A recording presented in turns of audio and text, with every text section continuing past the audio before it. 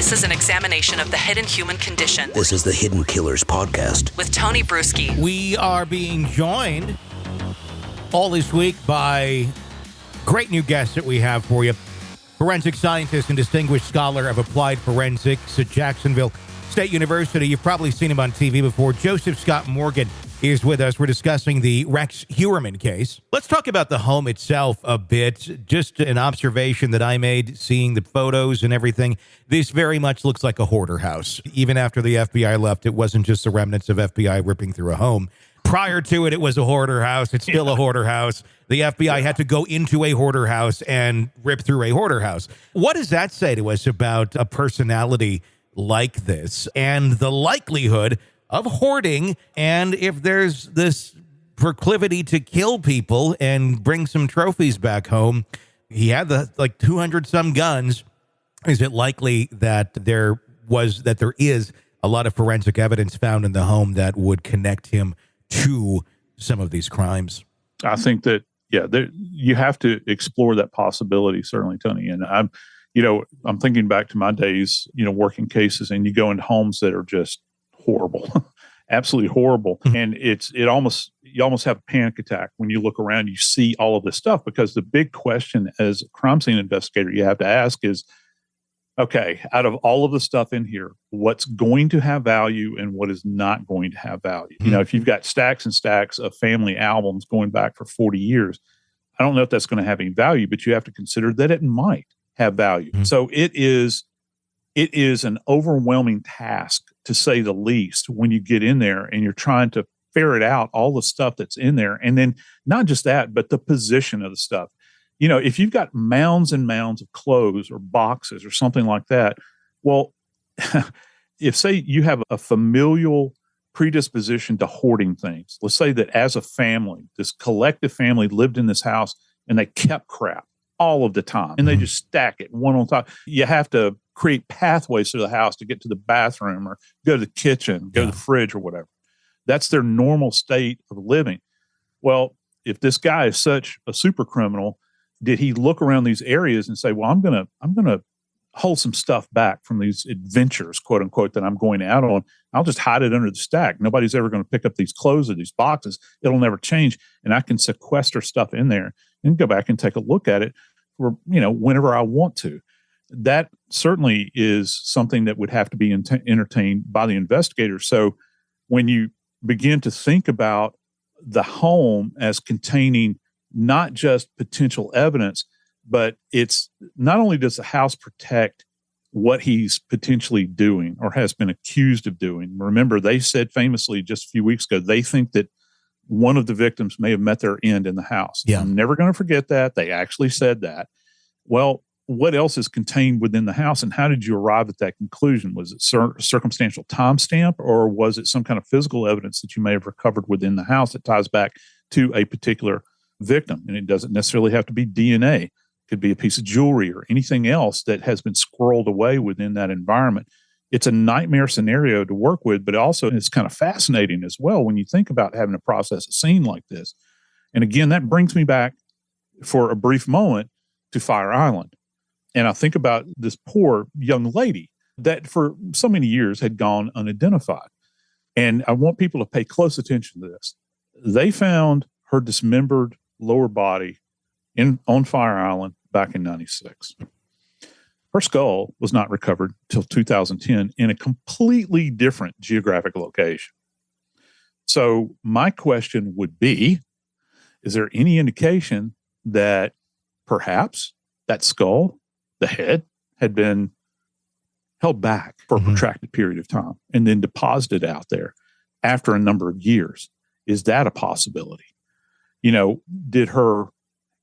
the skull that they found, did it show all of the traits of weathering that you would expect it to have from an anthropological standpoint in that specific geographic location? Was it consistent with the patina that you would get from years of weathering out there, to any of the mineral deposits that come along in that particular soil type? If it's just sitting on top of the ground, any evidence of animal activity on that bone, or are there tool marks on that skull where someone would have taken, I don't know, any kind of instrument and taken soft tissue out of it in order to create it as a quote unquote trophy.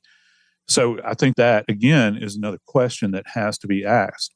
All these other bodies that, that have been dismembered that are not tied to him at this point, what elements are missing of those remains? And have any of those been squirreled away anywhere? And are there any other locations of deposition? Was Rex particularly good at hiding forensic evidence when it really comes down to it, now that we see the bigger picture here, if in fact he is the killer in this case? Or was the people around him, his family, coworkers, whoever may have been somewhat close to him, not the greatest at observing the red flags and the possibilities of what may be lying beneath this Rex character, who we know did have a bit of a temper, and people weren't when you have someone like that, you don't necessarily want to confront them about any sort of odd behavior. You just want them to go away. Right. And I think that all of us as human beings are, look, we'll say that we don't like somebody, or that they're, they've got terrible, interpersonal skills. All right. Let's be generous. All right. But that doesn't mean that your mind automatically flees to the idea that they might be a serial killer, let alone the one that's right in the, the backyard of Gilgo Beach, up in Massapequa. Look, there's been a lot of hay made over the years relative to this case. There's been television series and all these sorts of things and news reports and all of this for years and years because people were sitting around scratching their heads. No one necessarily, I think, whether they have a familial connection or whether they are out on the periphery, are going to think that, yeah, this guy is a serial killer. I mean, look, let's face it. I'm not going to ask you to name names, Tony, but have you ever been around a friend? You might see somebody, you look at him and say, oh, God, that guy looks like a serial killer. Sure. Well, it doesn't necessarily mean that he's a serial killer. It's just your perception at that point in time. Yeah. But, you think, is he capable of that? Yeah. Now, as to how well he may have masked any evidence that is connected to these individuals that he's currently been tied to, it seems as though that there was a lot there. But my God, man, this thing, when this new task force took over, there was enough there that they went like blue blazes and started, observing this guy. Yeah. They had enough data that had been packed away that they pretty much came to the conclusion early on that this is their target subject that they're going to go after. And by God, they went after him. Is there new technology, new forensic techniques that have evolved over the last 15 years or so since some of these crimes took place that has enabled them to do exactly what you just said, really go guns blazing at the person that they believe is behind these? I think the biggest area, Tony, is going to be DNA. And what I mean by that is that we did not have the capability in, say, 2007 to do the things, say, the amplification of DNA that we do now in order to put a really fine point on it and begin to try to understand origin and also, how degraded the sample was. Is there any way to go back in and try to salvage that degraded sample that you have? That plays a big part in the hair samples that they recovered, which again is another super bizarre part to this, when they're finding hair, from the wife that's attached or connected in some way to these victims. The fact that that those samples still remained after all of these years, and is pretty amazing to me. And then they held on to it long enough where the science, it kind of caught up with the hair, and it didn't, or the sample that they had, and they were able now to take a look at it from the perspective of, say, in the past where they would not have been able to. Let me ask you this. Back at that point in time, before that technology existed, a lot of these samples were saved based on what they could do with it then. Is there anything that forensic science is looking at down the road, 10, 15 years, 20 years from now, once it's more developed, that we could look at crimes today and say, you know what, save that. We're not going to get anything out of it right now, but if the technology moves far along enough, this could actually tell us something once it gets there.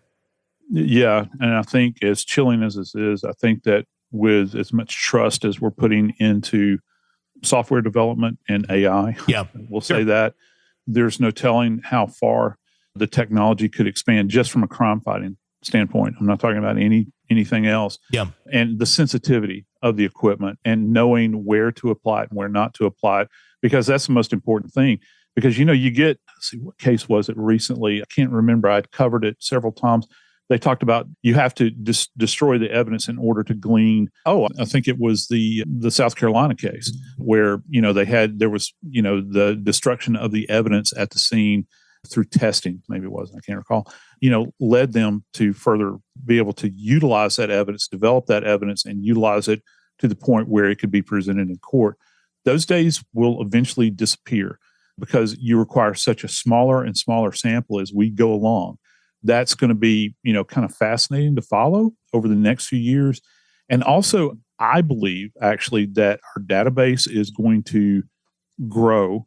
Again, another chilling point here from civil liberty standpoint. I think our database is probably going to grow as to the samples that we have from the general public. That's just my thought. I think that whereas right now, you're looking at like CODIS databases where you have to have somebody that's, been previously involved in nefarious behavior. You go back in and check the CODIS database and you get a hit on it. I think that's probably going to expand eventually. I think that, my friends in fingerprints are, will, their heads will turn red when I say this, but, the idea that I think that it'll probably come down eventually that they'll do a cheek swab on everybody gets hooked up on charges no matter what they are. And that's going to go into a centralized database as well. So that's just the nature. We never thought we'd be at this point. Think that we're going to expand that the government will expand that, and you'll have a much richer database as we move forward in time. I've joked about this a little bit, but when it's Christmas or whatever holiday and somebody gives out the Ancestry DNA kits or whatever to every member of their family, hey, let's learn about our lineage. And there's the weird uncle or cousin sitting off in the corner shaking. There's probably a good reason for it, because if everybody's submitting that DNA and there's some person that doesn't want it, it might not end well. Yeah. They'll have a show at some point in time. Do you want to help solve a mystery? And so it's going to come back to that. I can almost guarantee it. Some producers probably just stole that idea from it. But, somebody out there will develop a show based upon that. Probably. Exactly. We thought Uncle Bernie was so nice. Turns out he killed 7 hookers in Los Angeles. There you go. In his 20s. There you go. This is an examination of the hidden human condition This is the Hidden Killers Podcast. with Tony Brueski.